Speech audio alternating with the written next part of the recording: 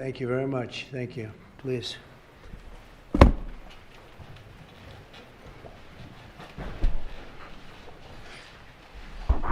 it's a great honor to have all my friends here.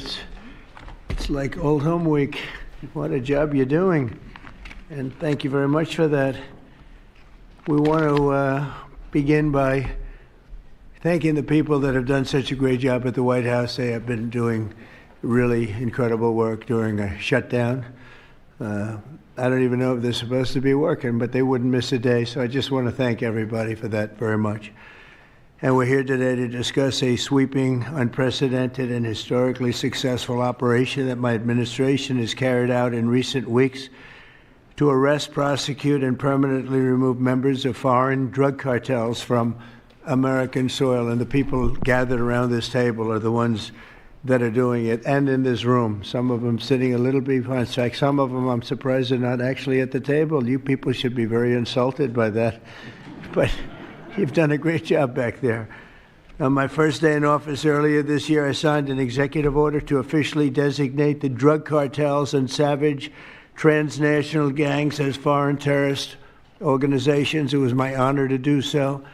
And on that same day, I also signed an order directing the creation of the Homeland Security Task Force to bring together all federal, state, and local partners to achieve the national policy goal of eliminating the cartel presence in America once and for all. And the results are, and it's early, and the results are spectacular. Led by ICE and the FBI, this task force includes the Department of Justice, the Department of War, DHS, the intelligence community, ATF, the DEA, the U.S. Marshals, and the state and local agencies in every part of our country. Other than that, we don't include too many people. That's a hell of a group, isn't it, huh? When you think of it, that's not a group you want against you. Certainly not at one time.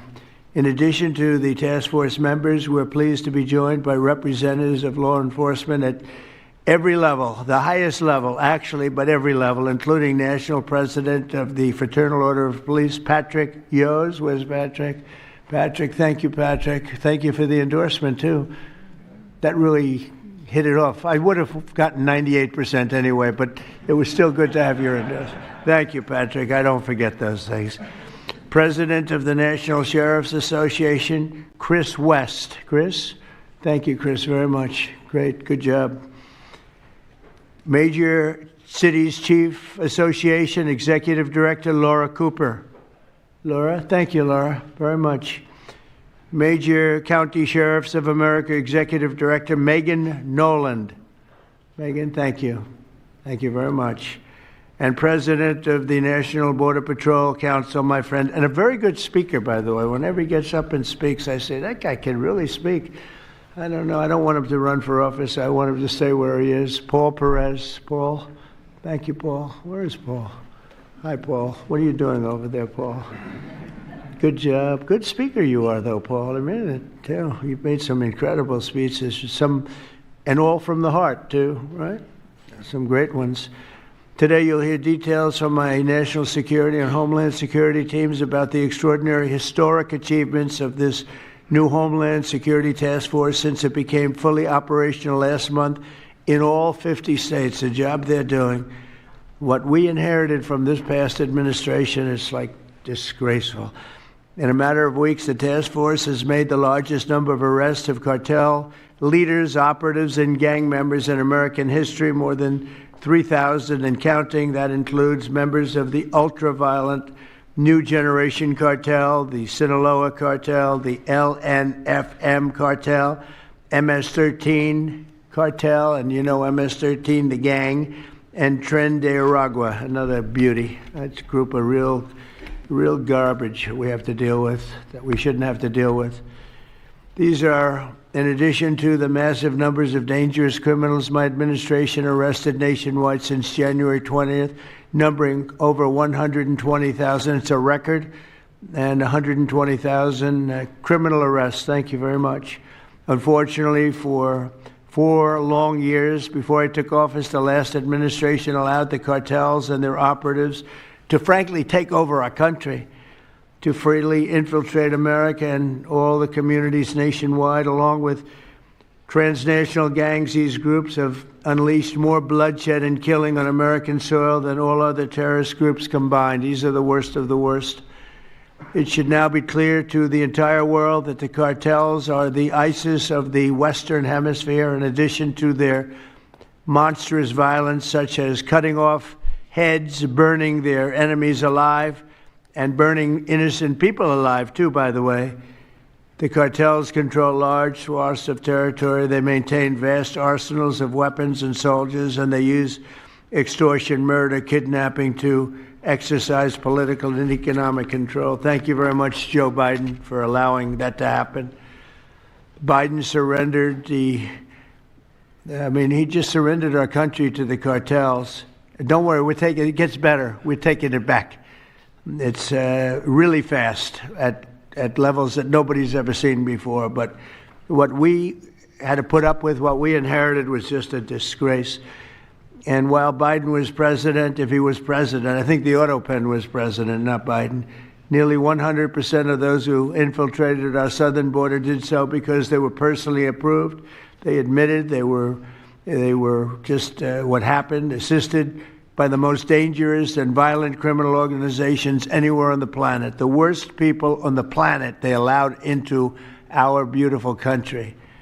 Under the Trump administration, we're finally treating the cartels as the core national security threat that they really are. The cartels are waging war on America, and just as I promised in the campaign, we're waging war on them like they've never seen before. All you have to do is turn on your television and you'll see what's happening to them. Past administrations have tried to mitigate this threat, and our objective is to eliminate it. We're not mitigating, we're eliminating. We're getting them out. The bad ones we're putting in prison. We hate to do that because that means we're stuck with them for 50 years or more. In recent weeks, our Homeland Security Task Force has seized more than 70 tons of deadly narcotics, along with more than 1,000 illegal guns. And that's just recently. This is already the most successful anti-cartel and anti-gang operation in American history, and it's just getting started. We have incredible people. A lot of them are in this room with us today, and it's an honor to have them. But we're going to not stop until the threat has been fully and completely eradicated. I want to thank task force members with us today, including a person who's doing a fantastic job, Attorney General Pam Bondi. Thank you, Pam. Thank you. Secretary of War, Pete Hegseth. Sounds so much better than Secretary of Defense. I don't know. Do you guys agree with that? I don't know. It sounds, we won the First World War, the Second World War. I would say everything before and everything in between. And then we got woke and we said, well, let's call it defense. I think we like it this way better. It's funny. That's something I thought it would be maybe controversial. And it's only controversial that we changed the name in the first place. It's not controversial at all. It's been unbelievably well accepted, Pete. Hasn't it, right? It's been pretty amazing. I thought it would be controversial. People want to have our country back. People want to do exactly what we're doing right now. We're getting a lot of credit for it, and we should. I want to thank, though, Pete. You're doing a great job. Pete Hegseth. Secretary of Homeland Security, Kristi Noem. Kristi, thank you very much. Director of National Intelligence, Tulsi Gabbard. Tulsi, good job. And the heads of all of the law enforcement agencies all throughout the room. You're really amazing, the job you've done. To provide additional details on our mission, I would like also to ask General Bondi to say a few words, followed by Secretary Noem, Secretary Hegseth, Director Gabbard, Homeland Security Advisor Stephen Miller. Stephen, you're such a superstar, Stephen. They called Stephen the other day a very bad name, and I said, you should sue them, Stephen. I think he will. I hope he does. FBI Director Kash Patel and Deputy Attorney General Todd Blanche. And I just want to say it's an honor, the job we're doing, and these people are doing absolutely incredible. I'll just add a couple of things. In Memphis, as you know, where the numbers are down in half already, and it's only been about 2 weeks. You're doing a fantastic job there. Thank you. Incredible. Nobody thought it was possible. It was really it was a very sick city. It was horrible what happened there. People would go from, if you're on the board of FedEx, they would ride you 1 block to the hotel. They said you couldn't walk it because it was too dangerous. and they're already feeling better about it. But the best example right now is Washington, D.C. We went from one of the most unsafe places in the planet, I hate to say, but in this country, to a totally safe city. Nothing's crime-free, I guess, but this is about as close to crime-free as you're going to get. And you guys have done an incredible job with that. Every one of you have worked so hard on this one, and it's our nation's capital. And people would go to the nation, they'd go from, I always say, Iowa, Indiana. They'd go from Florida, they'd come up, they want to see the monument. I want to see the Lincoln Memorial. I want to see one of the monuments, any one of them, and they'd go home in a coffin. But not anymore. It's not happening anymore. We haven't had that happen in a long time. It was averaging more than one a week, one person a week. Who would think that's possible? And it hasn't happened anymore. And we have a safe city. We have a city where the restaurants are booming. People are going out. Nobody's being mugged, hit over the head with a baseball bat. None of the stuff is gone. We took out 1,700 criminals, many of them career criminals, many of them given to us by Joe Biden and his ridiculous open borders policy. They came in from jails from all over the world, not just South America, from all over the world. Jails, they came in from mental institutions and insane asylums all over the world, drug dealers, and we got them the hell out of here. They're either that or if they're so bad, as I said before, we put them in jail because we can't take a chance that they come back. But I want to just say that Washington, D.C. is such an example of what could be done. And now the same thing's happening in Memphis. We're just halfway through the process, and already the numbers are far superior, far better than what we would have thought at this time. And Chicago, I just saw the number. Last week, it was last weekend, 4 were murdered, 11 were shot. And then I have this guy Pritzker's a very weak governor. Let me be nice. I'm going to be very nice. He's extremely weak. He's pathetic. I have Pritzker get up and say how great they're doing in Chicago. They're doing very poorly. So 4 were murdered, 11 were shot. I would say, and that was not a bad week for him. Okay, that was not a bad week. He's had somewhere 18 or 19 were murdered. And you know what his excuse was? Yeah, but that was a long weekend. Okay? Can you believe it? He said that was a long weekend. He's bad. And the mayor is worse. I mean, that mayor is worse. Low IQ, very low IQ. And we don't need low IQ people. We need people that are going to take care. And I love Chicago, and I love those beautiful women, black women, beautiful women wearing MAGA hats. And they're all over the place in Chicago. They want protection. They don't care if it's the National Guard, if it's the Army, Navy, Coast Guard, Marines. They'll take Space Force, okay? Space Force, send them in. They just don't want to be mugged, killed, raped, shot in the head, and we stop it. So we're going to be given a very special, we're going to give Chicago very special care. As you probably know, maybe you heard, we were going to do a big surge in San Francisco, but I got a great call from some incredible people, some friends of mine, very successful people. Mark, who's, everybody knows him, and Jensen, everybody knows Jensen, NVIDIA, and others called me from San Francisco. And they said, we're working really, really hard with the mayor, and we're making progress. Would it be possible for you to hold off the surge? And I had 4 or 5 calls, and I think they're making progress of their own. That would be the greatest. I mean, if they could do that, that'd be great. And they have great competence in those people. I mean, incredible competence, some of the smartest business leaders. And they're working very well with the police department. They're doing a good job. So we are holding off that surge, everybody, and we're going to let them see if they can do it. I said, I think we can do it much faster. I know we can do it faster. I think we can do it better than anybody. We can take criminals out that they're not going to know about, and probably they don't have the legal authority maybe to do what we can. But I'm okay with it, and we're going to let San Francisco, has the potential to be, it was a great, great city, has the potential very quickly to be a great city again. And these are the companies that are there that are all working, and those are the people that asked me, could you do away with the surge, and let's see how it works. And we'll do that. If we need to, we'll do it. But it's possible that we won't need to, and we will be focusing on other places like Chicago, and we'll have Chicago taken care of very quickly. But just remember, 11 people shot, 4 people murdered, okay? And that was this weekend, and that was Chicago. And then you'll see Pritzker get up and talk about, well, we have it under control. They don't have it under control. Just the opposite, it's getting worse. So we'll take care of, as soon as we give the go-ahead, which is all I have to do is give the go-ahead. We won the big court case the other day on the National Guard. That was a good case. Same thing with Portland, speaking of that, because that's where we won it.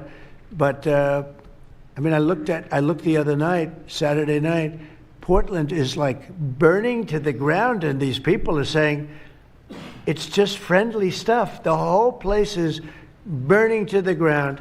So we'll take care of that one. That's like an insurrection more than it is anything else. That's crazy. Portland's crazy. And then you listen to these radical left people talking about it's really okay. You're seeing things. You're really seeing things. So we're going to take care of Chicago. We're going to take care of Portland. We're going to take care of Memphis. We're proud of D.C. There's nothing to take care of anymore, but we're not going to let it ever go bad. It's never going to happen again, our nation's capital. And with that, I'm just going to tell you that Pam Bondi has done a fantastic job. And Pam, would you say a few words, please? Thank you, President Trump, and thank you for your leadership. And this is all about collaboration. And around this table, I'm looking around this table, we all work so well together. I don't think another administration in our nation's history has worked so well together. We talk constantly, Secretary Noem, Tulsi, Pete, constantly, but also all of our agencies working hand in hand, and that's why this is so successful. And these people around this table are working 7 days a week, 24 hours a day, even though the Democrats have tried to shut down the government. Terry Cole, I'm laughing because you're around the clock, you're all over the world. Director Patel, you're unstoppable, what you're doing around this country. Gowdy Serralta, U.S. Marshal, Rob Sakata and Dan Driscoll wearing your ATF hats.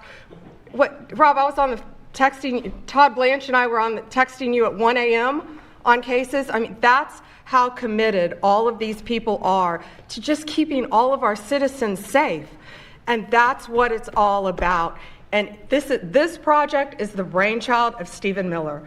And you are doing so much to keep our citizens safe, our kids safe, and get these drugs off our streets. Like the mayor of San Francisco and I are going to be meeting on fentanyl in a few weeks and working hand in hand on that. Secretary Noem spoke to him. But the results of this last month have been historic. As the president said, in the last month, think about this, 3,200, more than 3,200 violent gangs and drug dealers have been taken off the streets. Off the streets. Now, Director Patel and all of these agencies have also been working so hard on getting the leadership. But we are getting all the gang members off the streets and the drug dealers, Sinaloa, CJNG, MS-13, and more, TDA. 91 tons of drugs have been seized as a result of this task force. We tried to put this in perspective for you. This would be filling 4 18-wheelers. 4. All the drugs just in the last month that have been taken off the street. 58,000 kilos of cocaine. Think about a big backyard swimming pool. That would fill 1.5 swimming pools. Just the powder cocaine that has been removed, saving lives this last month, thanks to all of these people around the table. 2,300 kilos of fentanyl powder and 2.1 million fentanyl pills off the streets. And as the president said, more than 1,000 illegal guns. The Biden administration was, for way too long, all of these great law enforcement officers surrounding the table were not able to do their jobs. What they've said is now they've been uncuffed. They can do their jobs now. We've been watching transnational gangs grow in our country, become organized, set up infrastructure in all of our states, but no longer under President Trump. We are destroying the infrastructure, and we're no longer on defense. All of these great men and women are on offense, so they better get ready. We're dismantling the cartels, and we are taking the leaders into custody and all of the gangs. We are going to supercharge this work. This is not a pilot program. This is permanent. We are here to stay. And Secretary Hegseth, we couldn't do this without you and the Department of War. Thank you all so much for everything you're doing around this table, working tirelessly.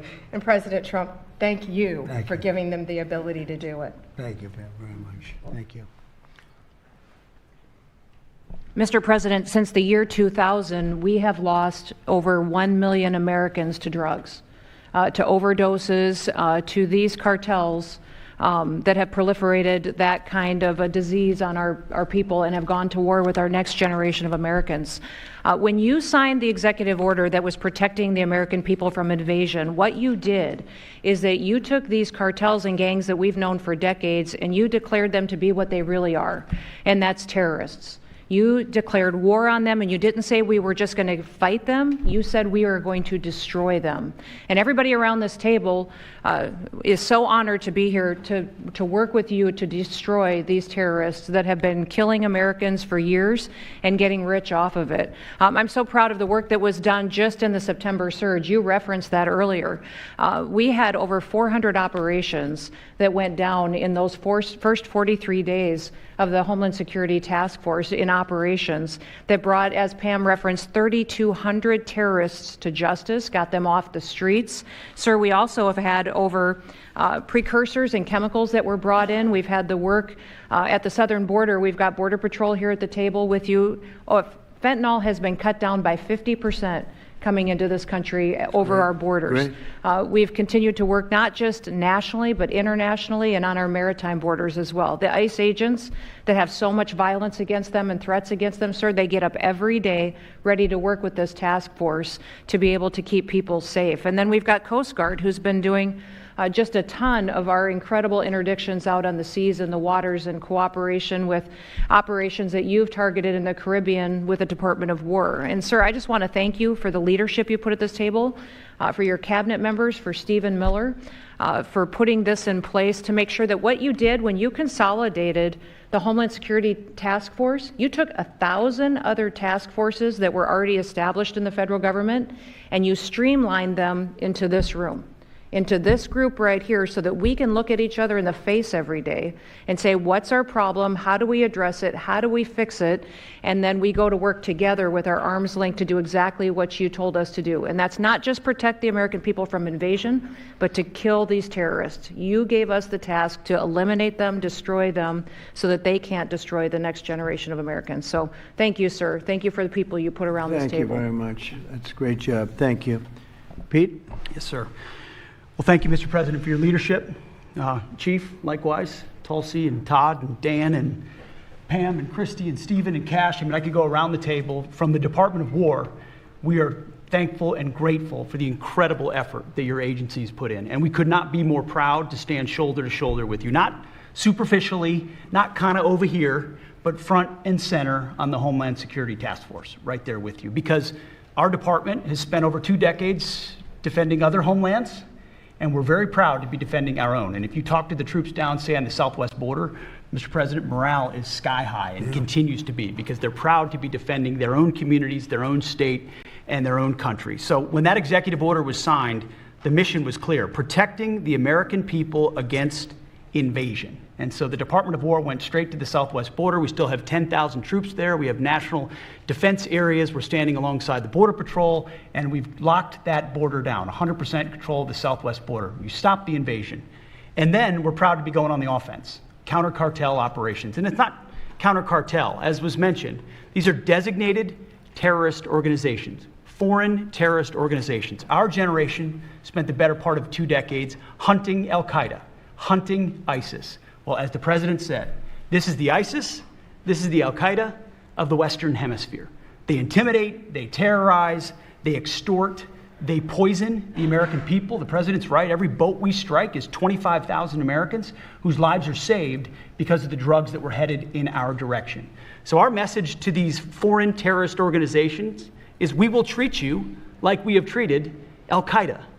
We will find you, we will map your networks, we will hunt you down, and we will kill you. And you've seen that evidence in the maritime domain, whether it's in the Caribbean or in the Pacific with the last 2 strikes. We know exactly who these people are. We know what networks they work with, what foreign terrorist organizations they're a part of. We know where they're going, where they originated from, what they're carrying. And they know we know. And that will soon start to change the calculus of these boats. So the critique of this is, of course, as often is the case, wrong. We know our authorities. It's locked tight. And we're going to treat them like foreign terrorist organizations on the offense. So the Department of War is not going to degrade or just simply arrest. We're going to defeat and destroy these terrorist organizations to defend the homeland on behalf of the American people, making the jobs of law enforcement safer in the process, making the communities of Americans safer in the process. We think it's a very core mission of the Department of War, and we're proud to be here, Mr. President. Thank you very much, Pete. Thank you. Tulsi, please. Yes, thank you, Mr. President. The key reason that you are hearing about these incredible effects is, number one, the team that you've assembled here and the leadership and the tone that you have set, first and foremost, about keeping the American people safe. The intelligence community plays a critical role in being able to support our law enforcement at the federal, state, and local level to make sure that they're armed with actionable intelligence to be able to actually go after those who threaten the safety and security of the American people. Mr. President, under your leadership, for the first time, there is a newly created National Intelligence Fusion Cell at the Office of the Director of National Intelligence, National Counterterrorism, that has a very simple purpose: to make sure that we have two-way intelligence sharing of actionable information between the intelligence community and law enforcement. I want to talk briefly about 3 successes that we've had just here in the last few weeks, Mr. President, through the success of this interagency fusion cell. Just this last week, our National Counterterrorism Center supported, through actionable intelligence to both U.S. law enforcement as well as Mexican law enforcement, the arrest of a Sinaloa cartel boss, El Plato, in Juarez, Mexico, as well as his top 3 money launderers. In a separate and recent successful interagency operation, NCTC worked closely with the U.S. Marshals Service that led to the arrest of another dangerous Sinaloa cartel member responsible for tracking a huge amounts of cocaine and hundreds of thousands of dollars in this single incident with drug proceeds through his network. And I'll say the last example I'll share is probably the most insidious, was providing intelligence to the Mexican law enforcement that led to the arrest of a CJNG cartel-affiliated baby trafficker called La Diabla. Her whole money-making operation was centered around luring pregnant women, performing illegal C-sections, harvesting organs, and selling newborn babies. Mr. President, it's your leadership that has made all of this possible. I can tell you, in the midst of this government shutdown, our folks, like everyone around this table, are working 24/7 without pay and eager to get after this because they believe in your leadership and the mission that you have presented to them. Thank you, Mr. President. I'll hand this off to Homeland Security Advisor Stephen Miller, the leader of this task force. Let me just say, Mr. President, that this country was going to die without you. This country was going to actually die without you. That's what we were facing in 2024. We've been invaded for 4 years. Our communities were sinking. Our public safety had gone to zero. Cartels were running entire communities. Sex trafficking, child trafficking, labor trafficking was out of control. Overdoses were out of control. The cartels were claiming more and more territory. City services were buckling. This was a country on the verge of dying, and you alone saved it. And when you stepped forward originally in 2016, you started the movement to make America great again. And that means make America great again in every way. And that means safety and prosperity and peace and freedom from cartels and crime and gangs.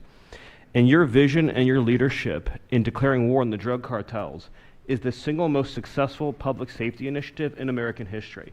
And I need the media to understand what President Trump has done. People have been talking about drug cartels for longer than I've been alive. And everyone has just taken for granted that they can't be touched or stopped. They're too big, they're too powerful, they're too evil, they're too murderous. They can operate with impunity. And in just 9 months, President Trump is the only American leader, not just in our lifetimes, but ever, to actually take the fight to the drug cartels, to actually seek their eradication. And it is happening. And so while the Democrats are shutting the government down and fighting for free health care for illegal aliens, look at what President Trump has assembled here. He's assembled a team under his vision, direction, and leadership that is saving hundreds of thousands of lives. Hundreds of thousands of lives. And only President Trump could have done this. And I will say one last thing, which is that his courage has been an inspiration to everyone else in this room. There are people in this room, looking at, for example, at Todd Lyons, who have been relentlessly doxxed and harassed and threatened. But when they see President Trump's courage, what he's been through for 10 years to save America, when they came after his family, his businesses, his safety, his freedom, everyone at this table knows we can give whatever it takes to get the mission done. So President Trump, thank you for your leadership, your boldness, your courage, and your vision. We're honored to serve underneath you. Well, I want to thank you, Stephen. And I have to say that, I've been making the rounds. I'm leaving tomorrow for some very big meetings, including with the president of China, where I think we're going to come out very well, and everyone's going to be very happy. But everybody said the same thing. A year ago, we had a dead country. We were a dead country. We really were, in a lot of ways, not just this. We were dead as doornails on this, but we were a country that was in serious trouble and beyond that. And we have the hottest country anywhere in the world right now. The whole world is talking about it. We have the hottest country anywhere in the world. We're going to clear up this crime in our cities. We can do it quickly, too. They showed how quickly we could do it in D.C. It was a real bad place. It was a real mess. Dirty, filthy, disgusting, graffiti all over the place, tents on every ounce of parks that we had. Just disgusting. And I rode around last weekend. I rode around the city. I felt very safe in that car, but, I would have done it without it. I wouldn't need that car so much anymore, I will tell you. But the place was clean. We've started that also, not only law and order, but the cleanliness is important. I think cleanliness is almost a part of law and order. If you see dirty, disgusting streets and potholes all over the place and railings falling down and graffiti all over the beautiful statuary marble columns, those gorgeous columns where they had graffiti, it's all gone. And I think it's a part of it. I really do. I think it's a big part of it. But we have a city that we can be proud of. We're going to be that way with every city we have. That's why with San Francisco, I wish him luck, but we could do it so much faster. I told the mayor, I love what you're doing. I respect it, and I respect the people that are doing it. They're the biggest people in the country. They're the biggest people in the world. A lot of the high tech. Some people like them, some people don't, but they're smart, and they want to do it. And I said, I am so honored to let you do it. And if it doesn't work out, we'll do it for you very quickly. But I just want to thank the people around this table are amazing. Cash, please go ahead. Mr. President, I'll just keep it short, but I think what the media should realize is the amount of courage it takes to do this. And you led that mission. You led it during your campaign, and you brought it to the American people. I think the media should focus on some of these numbers the Attorney General just riled off. Those aren't numbers, those are lives. Lives saved by the millions. Enough enough fentanyl to kill over 200 million Americans, gone, evaporated, off our streets permanently. Your vision to safeguard American freedoms and our children and our future is the most courageous thing I've ever seen a president of the United States ever do. And your ability to marshal it out in 8 months, these statistics would have taken other administrations decades. And the partnership that you see around the table, I just want to, sum it up with the following. When I call these folks around the table, when I call our state and local law enforcement partners who have been absolutely critical to this mission, when Stephen Miller called me and said, we're going to create the Homeland Security Task Force and the FBI and DHS are going to co-lead it, I said, absolutely. The country's been yearning for this and needing it. And the one thing I see different than any other administration is when I call these people, they pick up. I don't get a voicemail. When I make an ask, they answer, and the same is true. And so the FBI is playing a pivotal role in your administration in helping lead out this mission, and Stephen's vision has finally come to life.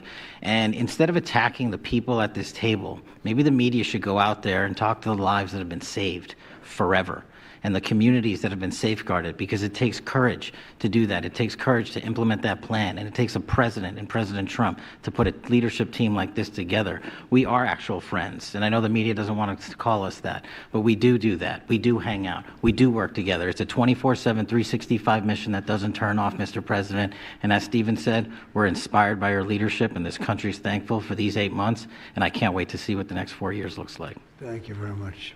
Thanks, Cash. Great job. Todd, please. Thank you, Mr. President.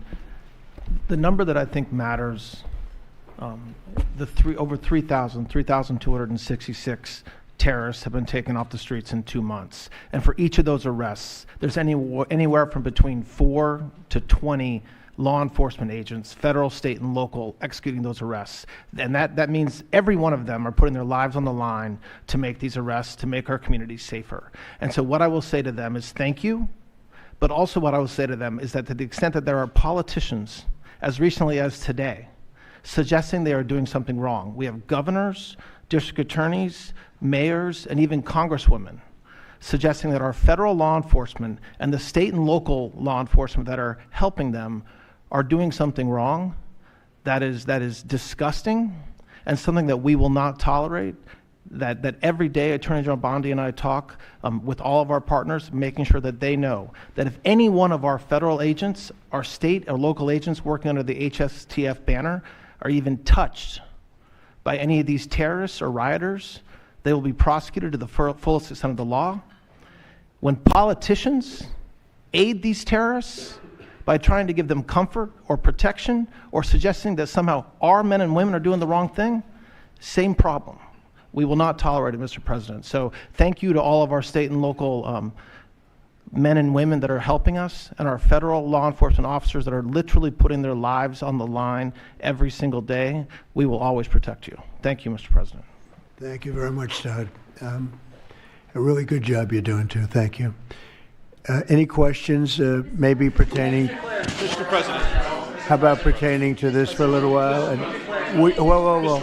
Would you have any questions of these incredible people? Mr. President. Yeah, go ahead, please. Go ahead. Mr. President, thank you. Mr. President, thank you. Good to see you. If I could just ask both of you, including Secretary Hegseth, there's reporting the U.S. just sent B-1 bombers near Venezuela to ramp up some military pressure there. Is that accurate, and can you tell us more about that mission? No, it's not accurate. No, it's false. But we're not happy with Venezuela for a lot of reasons, drugs being one of them, but also they've been sending their prisoners into our country for years under the Biden administration. Not anymore. We have a closed border. We had actually nobody for the last 4 months, I guess 5 months. They report nothing. They report zero. I don't know if that can be possible, but we'll accept it, right, fellas? But we have closed borders. We have people coming into our country, but they only come in legally. We have the strongest borders we've ever had. We might have the strongest borders of almost any nation right now. And that's a big difference from what it was 2 years ago when everybody was pouring in. But we're very unhappy with Venezuela because of what they've done. They've emptied their prisons into our country. Nobody can do that. Only a stupid person would have accepted it. And that's what we had running our country, very stupid people. So we're not happy with Venezuela, I will tell you. Yeah. Mr. President. Thank you, President Trump. You okay? Yes. On fentanyl. We're going to lose Sorry it. about that. On fentanyl, we have President some Trump. good medical help right over. That's all right. On fentanyl, according to CDC data, nearly 330,000 Americans died over the past 5 years from fentanyl. That's 1 in every 1,000 Americans who died. It's more than that, but it's all right. Yes, it's I more. know you think it's even more. I'll be discussing that with President Yes, Xi. so that's actually my question. I figured it I was. was wondering, since it mostly comes from China and has caused such carnage in the U.S., what are you going to say to convey the seriousness? And also a second question for you or Secretary Hegseth. Is there any evidence that China is now smuggling fentanyl through Venezuela to bypass U.S. and Mexican port controls? They are doing that, yes. But they are paying right now a 20% tariff because of fentanyl. That's billions and billions of dollars that they're paying. We're actually, on November 1st, the tariff on China goes to 157%, which is record-setting territory. And we don't want that because it's not sustainable for them. They can't sustain that. We don't want them to have to go through that. So I'm meeting with President Xi, and I would say we have some big issues, like with the farmers and various other things. But the first question I'm going to be asking him about is fentanyl. And if you think about it, they make $100 million. Think of this. They make $100 million selling fentanyl into our country, $100 million. they lose $100 billion with the 20% tariff. So it's not a good business proposition. It's $100 billion approximately that they have to pay. It's a big penalty to make $100 million. So I think they want to do something. They want to put it on the list. It's on the list. It's one of the things we're talking about, and I'm putting it right at the front of the list. So they pay a very big penalty for doing that, and I don't think they want to be doing it. And we'll see what happens at the end of next week, because I'll be meeting next week, as you know, along with we're stopping in Malaysia, we're stopping in South Korea, we're stopping in Japan. I'm meeting with President Xi actually in South Korea. So it'll be the first thing on the list. Yeah, please. Yes, Mr. President. Mr. President. On the drug boats, sir, has there been any discussion about capturing one so that you can show the amount of narcotics? We know everything about them. Yeah, Jennifer. We know everything about them. We know where they're coming from, who they're coming with, generally who's in the boat. I'll let Pete discuss it a little bit, but they have incredible intelligence. And, you know, usually when you see 5 engines, I've never even seen that before, but when you see 5 engines on a boat going about 65 miles an hour, loaded up with white powder in silver cases, generally speaking, that's not a good sign. They're not going fishing, right? And you don't see any fishing rods, right? So, Pete, I'll let you discuss that a little bit, please. Well, yes, sir. Likewise, generally you don't see fishing in submarines either, sir. So the U.S. military, as I mentioned, nobody better in the world at mapping networks, identifying who's connected to who, inside terrorist organizations. It's just the media is used to hearing that when it pertains to Afghanistan and Iraq and ISIS and Al-Qaeda. But if you reframe how you understand the world in our own hemisphere, that's exactly what these foreign terrorist organizations are. And so we will track them, we will map them, we will network them, and we will hunt them and kill them because they're trying to and they are killing and poisoning the American people. And inside that, we have all the license necessary, all the authorities necessary to take these kinetic strikes, and we'll continue to take them. And we've been, just to add, because I think it's important, we've been capturing them for years. It's not like, gee, let's capture one. We've been doing that for years, for 25 years we've been doing it. Not at a level like we're doing it now, just with the hits we're hitting, but we have much more intensity than any administration's ever had. But we've been capturing these boats for years, and they get back into the system, and they do it again and again and again, and they don't fear that. They have no fear. The thing I can tell you right now, it's very hard to find any floating vessel right now on the Pacific or in the Gulf, and I would like to call it by its official name, the Gulf of America. Another little triumph of the Trump administration. I said for years, why do we call it the Gulf of Mexico? It's 93%. The shoreline is 93%. All right, so I never understood that. So I made that change. I never realized how easy that was going to be, other than, I guess, AP fought us in court, and the judge said, but that's the name. And actually, they were sort of semi-prohibited from even covering us after that. It was pretty amazing. But we have the Gulf of America, and there are very few boats, very, very few boats, not even fishing boats, to be honest. I don't want to do that to the fishing industry, but it's been so effective. And our sea drugs, as they call them, they use the term sea drugs, the drugs coming in by sea, are like 5% of what they were a year ago, less than 5%. So now they're coming in by land, and even the land is concerned, because I told them that's going to be next. The land is going to be next. And we may go to the Senate, we may go to the, Congress and tell them about it, but I can't imagine they'd have any problem with it. I think, in fact, while we're here, I think it's a good idea, Pete. You go to Congress, you tell them about it. What are they going to do? Say, gee, we don't want to stop drugs pouring in. They're killing 300,000 people a year. I think that's the real number, 300,000 people a year. So between that and my discussion with President Xi, I think we have never made progress like we've made. The sea drugs are almost dead, and they can't come in that fast from the land. And the land drugs are much more dangerous for them. It's going to be much more dangerous. You'll be seeing that soon. So that's the way it is. Yeah. Go ahead, please. Yeah, go ahead, please. With the glasses, go ahead.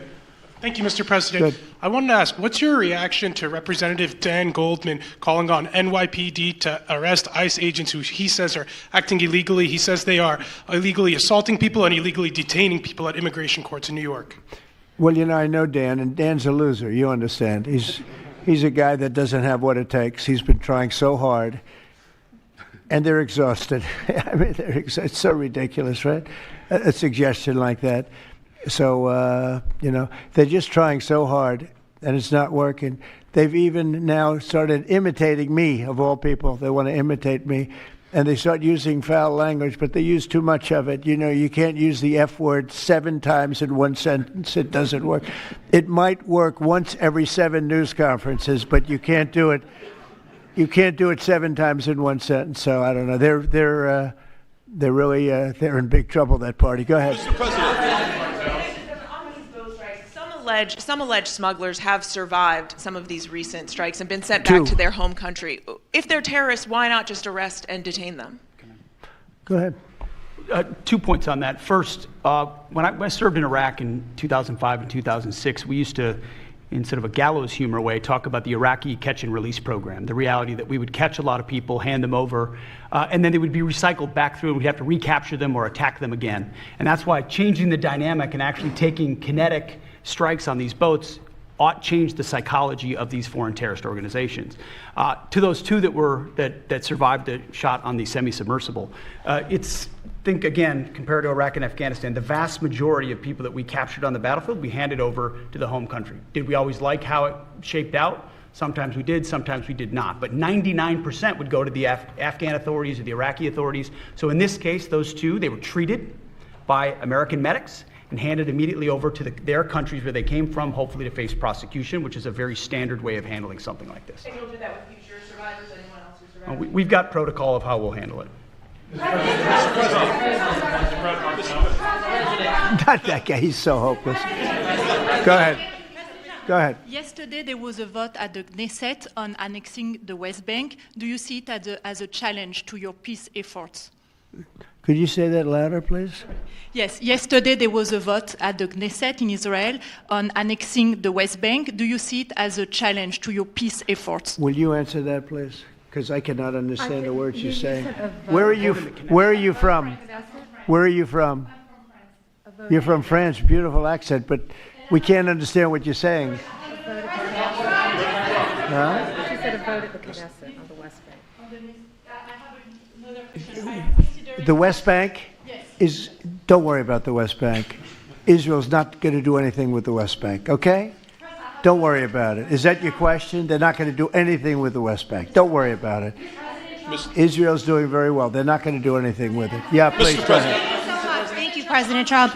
Are there any safeguards in place to protect Americans from fentanyl and cartels when you leave office in 2028? Any protocols that could be put in place in case a future administration comes in that wants open borders? And I also have a question for the Secretary of War as well after your answer. Well, the if that's biggest okay. thing we can do is make sure they don't come in, because open borders, they would destroy. It's amazing that our country is even surviving with what we went through, coming in by the millions and coming in from the wrong places. You know, I know all these people that run these countries, and they're smart. They're very street smart, and they're not sending their best, you know. They're not sending best. They're taking them out of their prisons and their mental institutions, as I say over and over again.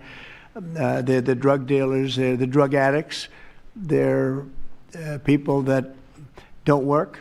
I mean, the best of them are people that don't work. They don't work. They're on welfare, their form of welfare, which is tiny. You know what their form of welfare? They give you a piece of paper.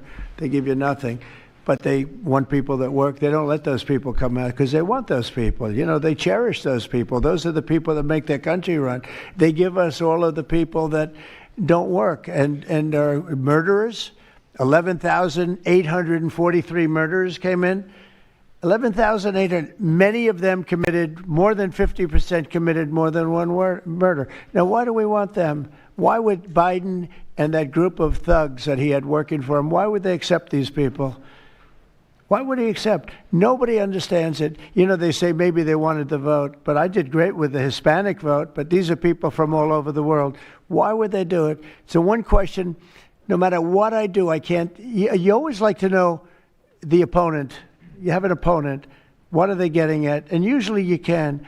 Why would they allow 20 million, maybe 25 million people into this country, almost all of which, but most of which should not have been allowed into our country? It's one of the great enigmas. What they've done to this country should never be forgotten. In history, should never, ever be forgotten. And now it looks like we're going to have a communist mayor in New York. That'll be a lot of fun. But remember this, they have to go through the White House. Yeah, please, go ahead. The founder of Binance. Can you explain why you chose to pardon him, and did it have anything to do with his involvement in your Which one? family's? Who is that? The founder of Binance. He has an involvement in your own the family's recent crypto one, yes. business. I believe we're talking about the same person because I do pardon a lot of people. I don't know. He was recommended by a lot of people. A lot of people say that. Are you talking about the crypto person? A lot of people say that he wasn't guilty of anything. He served 4 months in jail, and they say that he was not guilty of anything. That what he did. Well, you don't know much about crypto. You know nothing about. You know nothing about nothing. You're fake news. But let me just tell you that he was somebody that, as I was told, I don't know him. I don't believe I've ever met him.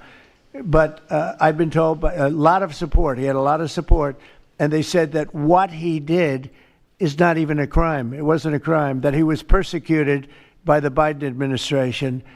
And so I gave him a pardon at the request of a lot of very good people. Yeah, please. Yes, Daniel. President, thank you so much. This is the kind of question I like. Yeah, right here. the numbers from this task force are jaw-dropping. I wanted to know, this is a question for you and both Stephen, since it was said this is your brainchild. What are the lessons to be learned from the success of the task force, and what are your continued goals with this task force now that you have about 3 years left? Well, the best thing we have going is we have such talent around this table. I could go over every one of these men and women, and we have unbelievable talent. They've got the naturals, you know, like somebody that hits a baseball or a golf ball or a, you know, that you see more, it's more evident. It's beautiful because it's sports. You can tell somebody right away, are they good or are they not? These people are the most talented people at what they do. And when we started talking about this, Stephen and all of us, it seems so easy. What is surprising to me is how quickly we can straighten out a large city, a big city, a mean city, a city that's sick, that got very sick with guns all over the place, with bullets shooting all over, where you take your life in your hands if you go out and buy a loaf of bread.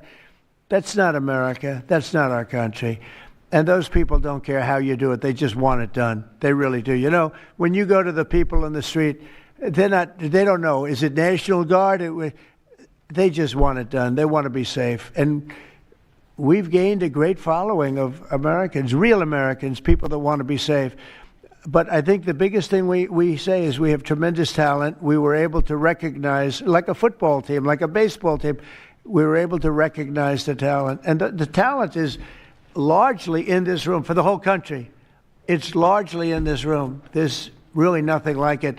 And that's why I think we had D.C. done, not perfectly, but pretty much done, at least normalized in 12 days. When you say 12, would you say 12 days? On the 12th day, it felt different. And you know, we took a lot of bad people out, never to come back again. Then most of them never to come back again.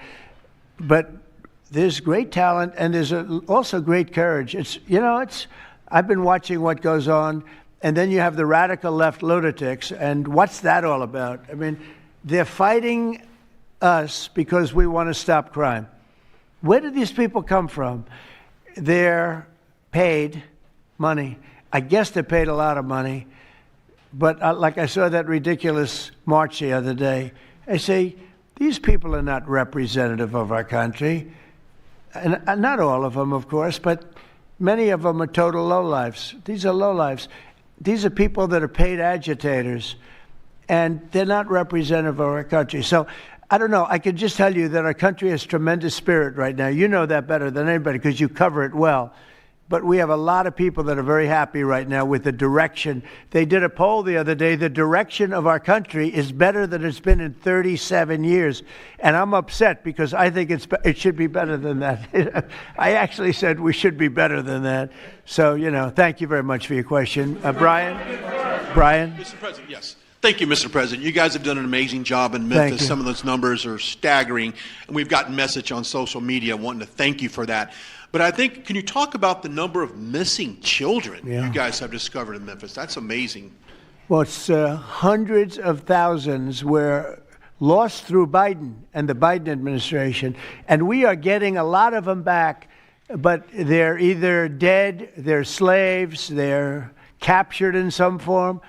But think of it, hundreds of thousands we're talking about, not even believable. And they came in through the border, they were sold, they were bargained for, and this was all Biden, meaning Biden and Obama, the same mentality, frankly. I think it's the same mentality. Let me tell you, Barack Hussein Obama was a lousy president. A lot of bad things happened. Remember when they used to talk about Trump with the jail cells? Well, he built the jail cells for the children. He built those jail cells. Remember that came out? But, sir, they were built in 2014. You remember when that came out? After me going through that stuff for about 2 weeks, and then they found out it was Barack Obama that built those jail cells. No, these people they were bad leaders. I hope we don't have it again. I hope we don't have it again because, our country's come back a long way, but it can only withstand so much, and we don't want to ever go through that again. We never want to have open borders again. We don't want to have men playing in women's sports. We don't want to have transgender for everybody. We don't want that. We want to have a great country with low interest rates, nice housing, great education, a strong military, the basics. Yes, please. In last night's New York City mayoral debate, Zohran Mamdani said he would close Rikers Island if elected. What kind of impact would that have on public safety? Well, it's not good. I guess it's not a very nice place, but you need it. You need something. You have a lot of additional people in New York City that should not have been here. They came here through the open border, through Biden's. I don't know how they even do it. New York City's always been tight for money. And then they spend, $8 billion, and nobody complains about it, on people that just showed up and they just came out of nowhere. Where did they get the money? All of a sudden they have money. I tell you what, we have to keep our prisons very fair and very safe, but you get a lot of criminals. We have a lot of additional criminals. I used to talk about it. They used to say, well, only good people come in from foreign countries. I said, that's not right. I didn't know that for a fact, but it had just started, right? The open borders and people flowing in by the millions.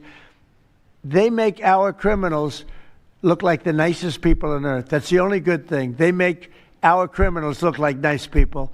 They are the meanest, the most vicious. Tren de Aragua, you don't get any sicker. They cut people's fingers off because they called the cop. Did you call the cop? Yes. They cut off his finger so he can't call the cop anymore. And then they said, next time we're going to cut off your hand if you cut, because they took over his apartment in Colorado. Colorado, they took over a town, then they took over another town, and you have a weak governor over there. He doesn't know what the hell he's doing, so he lets it go on. But we're getting them out of here. We're getting them all out. They're going back to lots of, not just Venezuela, they're going back to lots of countries. Venezuela would be one, however. Yeah, please. Thank you, Mr. President. Thank you, Mr. President. Yeah. A moment ago, you said that if Secretary Hegseth went to Congress and briefed them on the operations against will go, I said. You will go. And we it would will be go. difficult for them to object. I don't see any loss in going. No reason not to. They'll always complain, we should have gone. So we're going to definitely, I'd like to just tell you, let's go. We'll go. And Mr. We're going to tell them what we're going to do, and I think they're going to probably like it, except for the radical left lunatics. And Mr. President, if you are declaring war against these cartels and Congress is likely to approve of that process, why not just ask for a declaration of war? Well, I don't think we're going to necessarily ask for a declaration of war. I think we're just going to kill people that are bringing drugs into our country. Okay? We're going to kill them. They're going to be like dead. Okay? Yeah. Yes, red hair. Thank you. Beautiful red hair. Thank you.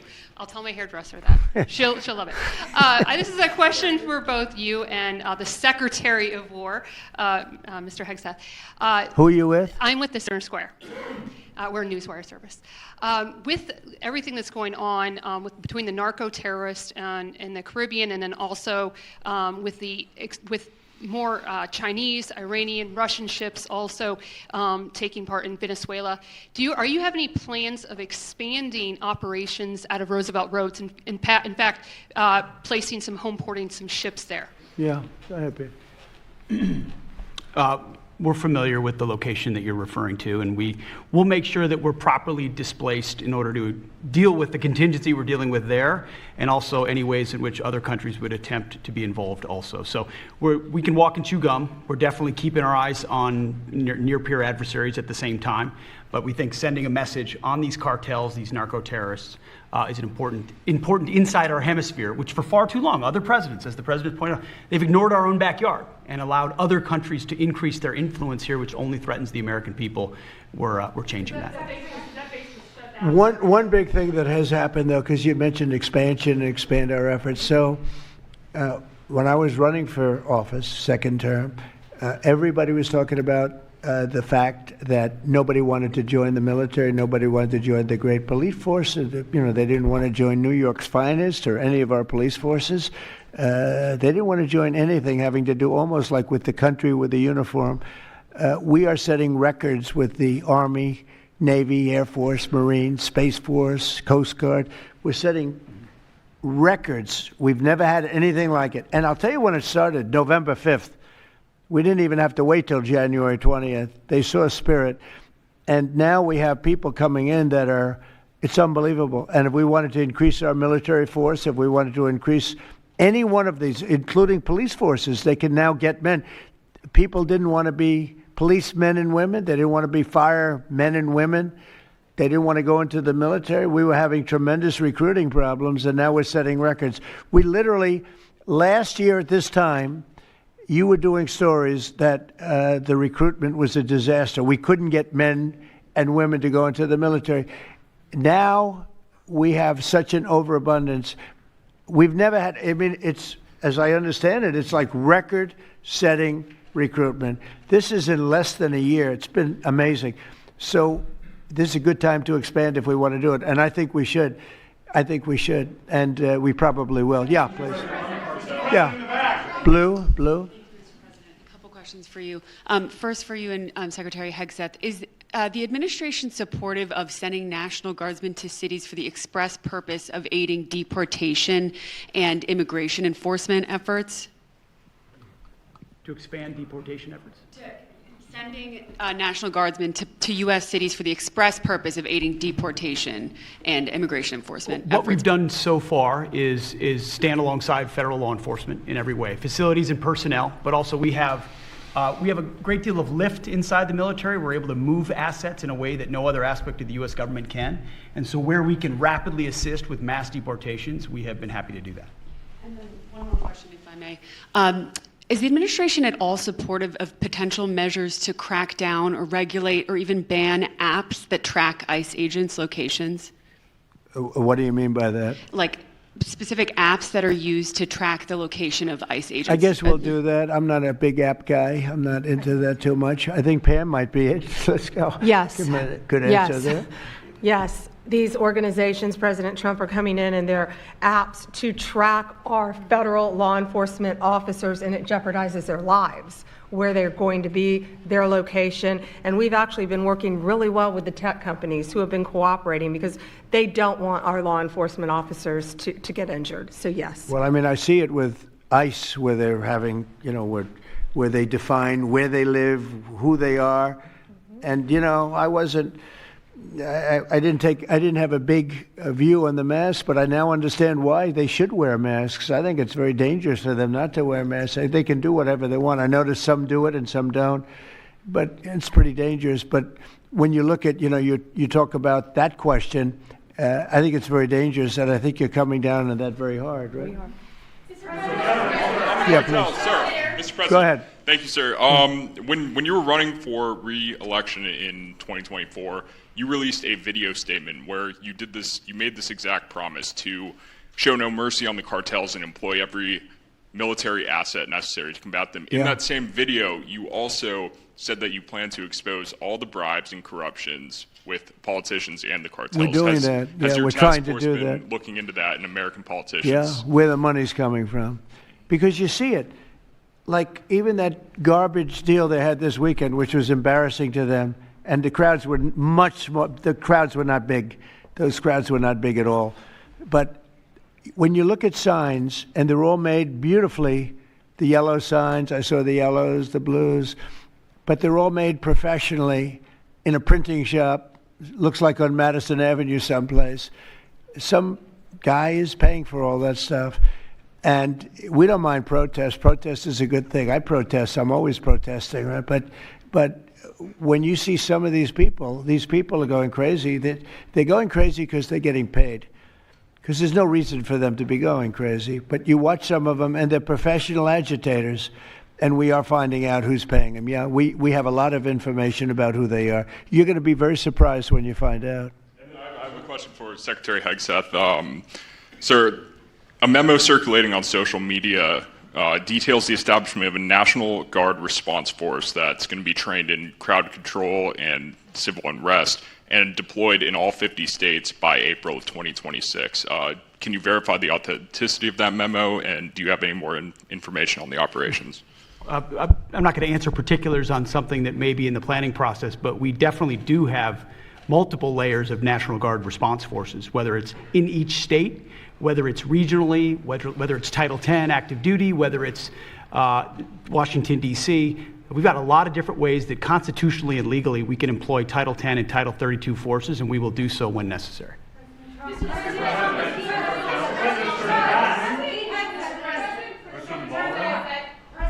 you. President Putin basically said today that Russia is immune from U.S. sanctions. He said that it would not impact the Russian economy in any serious way. Is he Good. wrong? I'm glad he feels that way. That's good. I'll let you know about it in 6 months from now. Okay. Let's see how it all works out. Yeah. Go ahead, please, Blue. One question about the task force, one about the shutdown. I'm Taylor Poplars with Spectrum News. The same day you established this task force back on January 20th was the same day you pardoned the January 6th defendants. Yeah, very proud of that. Yeah. Just last weekend, one of them was charged with allegedly threatening to kill House Minority Leader Hakeem Jeffries. And a big theme of this task force has been allowing law enforcement to do their job and holding accountable people who go after law enforcement. Do you worry that your actions back on day one undermine what this task force is trying to accomplish? No, you have thousands of people that we're dealing with, and if one goes haywire, look at what this guy in Virginia said, where he wanted to kill his opponent. He's going to kill his opponent. He's going to kill his opponent's children and I think wife. And he continues to run, and the Democrats continue. He's running for Attorney General in Virginia. Look what he said. So now, do you think all Democrats should be prohibited from living anymore? I mean, think of what he said. He's going to kill his opponent, and he's going to kill the children of his opponent, and I think the wife. I said, this guy's sick. That is a sick guy. And how do you vote for somebody like that? But I don't view that every Democrat would say that, because not every Democrat would say that. So you can't, you could have one person, but I don't know of the incident. I can say we're very proud of what we did. We had the courage to do something that should have been done. The problem, sometimes the Republicans are too nice. They're a very nice party. The Democrats play a much dirtier fight. It's amazing. You go after dirty cops like Comey, and you go after, these are dirty cops. Letitia James is a dirty cop.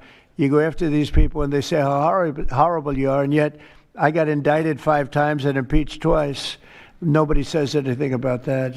They say, they actually said the other day, he's trying to indict somebody. I got indicted 4 or 5 times, Todd, maybe more than that. Yeah, I think you could say 87 times if you really think about it, right? With the charges, a bunch of phony guys, but nobody says anything about that.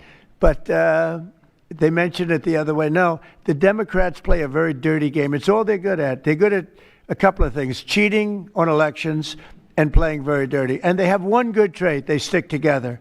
They stick together. They stick together through the worst policies that anybody's ever seen. It's unbelievable how they stick together. And I respect them for sticking together, but It's a dead party because their policies are no good. Okay. Brian, we'll do a few more and we'll go home. Wonderful. Everybody's going to go home. I'm going back to the Oval Office, however.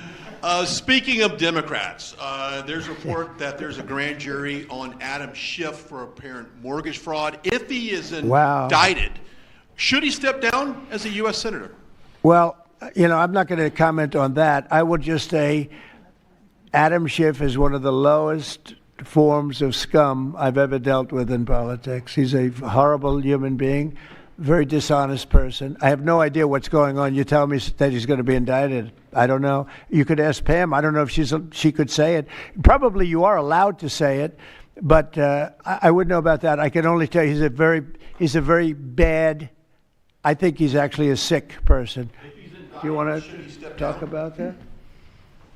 We're not going to comment on any grand jury that's open. We can't legally. I don't know.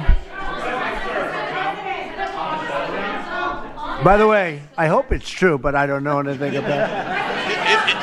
Yeah, please. Oh, millions of dollars, yeah. Well, I also give a lot of money to the White House. The White House is, as you know, I give my salary. And I usually like to steer to the White House because this house was a little bit abandoned. First of all, for 4 years, you had a guy walking around that didn't know where the hell he was. And this house was not taken care of the way it was supposed to be. I take very good care of property. I was very good at that. And you'll notice the floors downstairs. I paid for them. Marble, the most beautiful marble you've ever seen. The white floors down in the palm room, which were... They look like they came out of, I don't want to lose because they're big supporters of mine, Home Depot, so I'm not going to say bad, but they did come out of a box from Home Depot about 30 years ago. They were all broken, but now they have the most beautiful floors, the most beautiful lights and chandeliers. I think most of you, Brian, you've seen that, right? Yes. How beautiful is that? And I take care of it. So I spend millions of dollars on this building, taking care of it. It was not properly maintained. And now it's starting to gleam like it should. It should really gleam. And you should go down and visit the Presidential Walk of Fame. Have you seen it?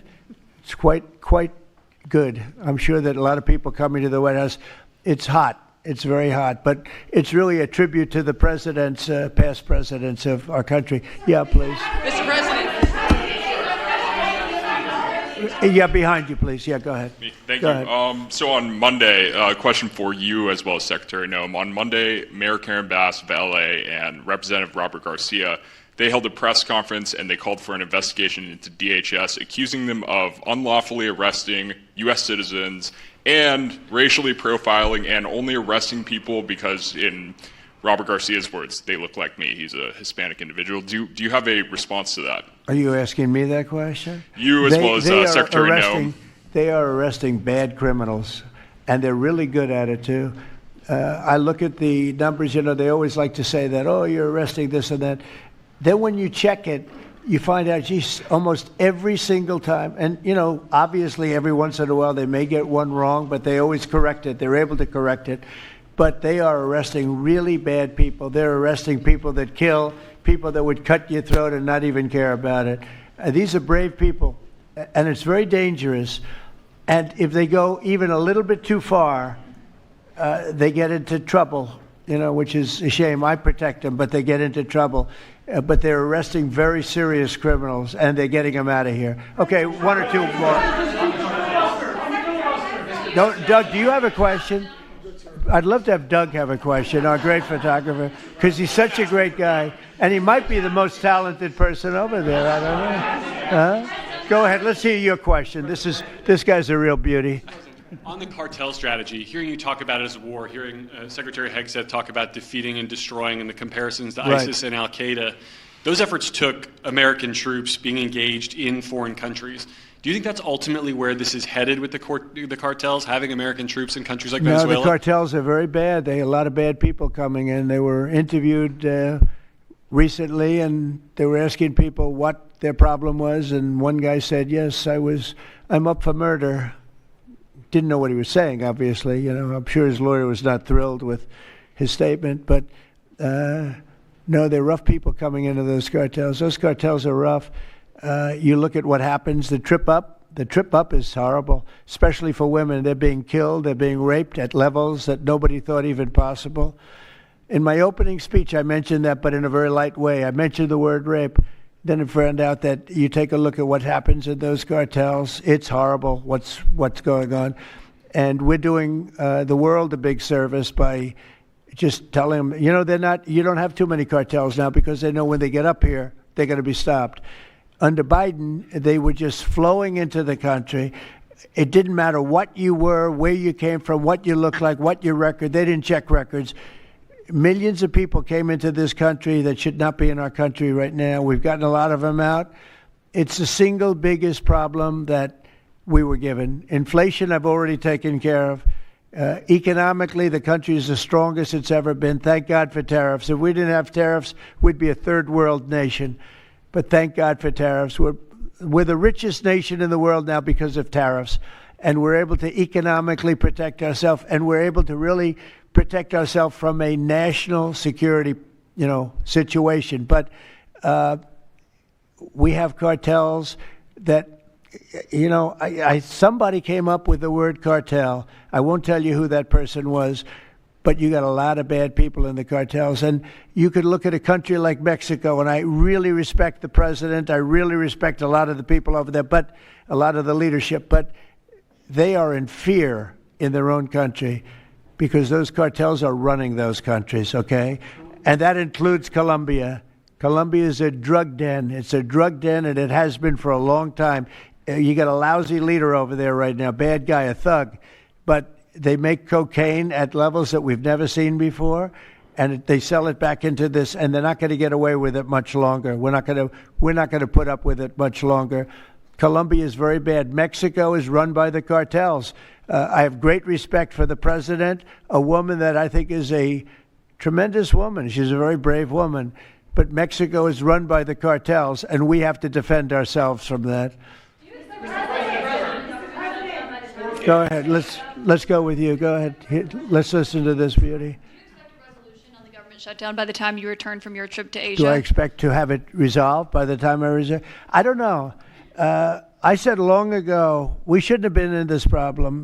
This was September 28th. It came due in Biden's regime, and before the election, September 28th, and they pushed it off into the future. And I was running when they did that. And when you're running, but I did say, what the hell are they doing? That and debt ceiling. They also pushed the debt ceiling past the election date, so that would mean the next president has it. But I did say that I think the Democrats have gone totally crazy, and you don't know what they're going to do because they don't care about the people. They don't. I really think they have no leadership. They have a lot of very low IQ people. Jasmine Crockett is a low IQ person. A lot of them are. I don't want to insult too many of them, but a lot of them are. They have no rudder. I don't think they know what they're doing right now. They've never done this before. They always agreed to go and, called an extension. Let's do an extension and talk. Even today, look at what happened today. They don't want to pay the people that have worked. And, this was supposed to be this was a test. And they wouldn't pay the people that have been working. They said, no, we don't want to pay them. This is all the Democrats.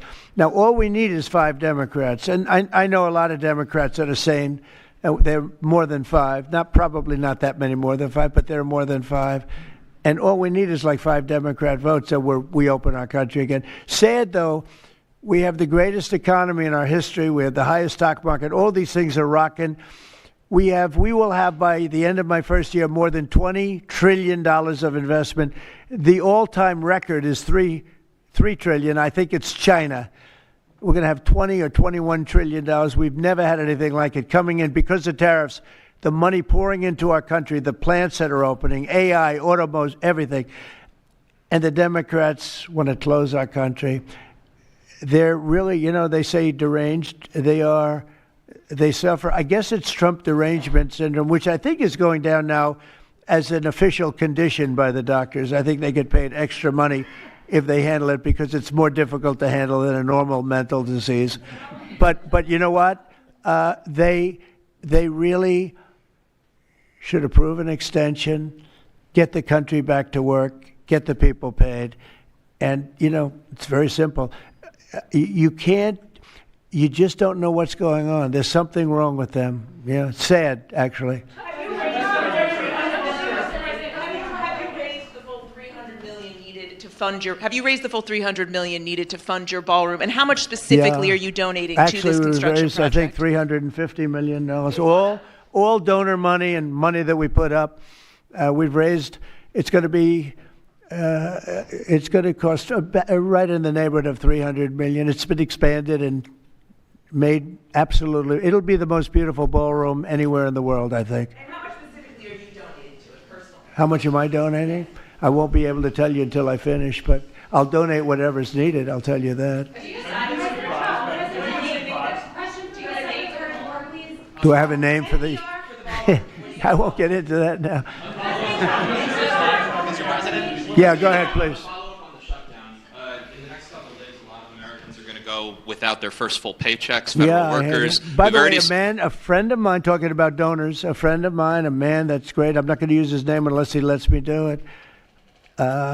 Susie can tell you about this, but he called us the other day and he said, I'd like to contribute any shortfall you have because of the Democrat shutdown. I'd like to personally contribute any shortfall you have with the military, because I love the military and I love the country, and any shortfall, if there's a shortfall, I'll contribute it. And today he sent us a check for $130 million. I would love to tell you he doesn't really want the recognition, if you want to know the truth, but he gave us a check for $130 million, which was sort of a shortfall, yeah. And that's going to go to the military, yeah. Is that the correct number? $130 million. That's what I call a patriot. Okay. Thank you very much, everybody. Thank you. Thank you.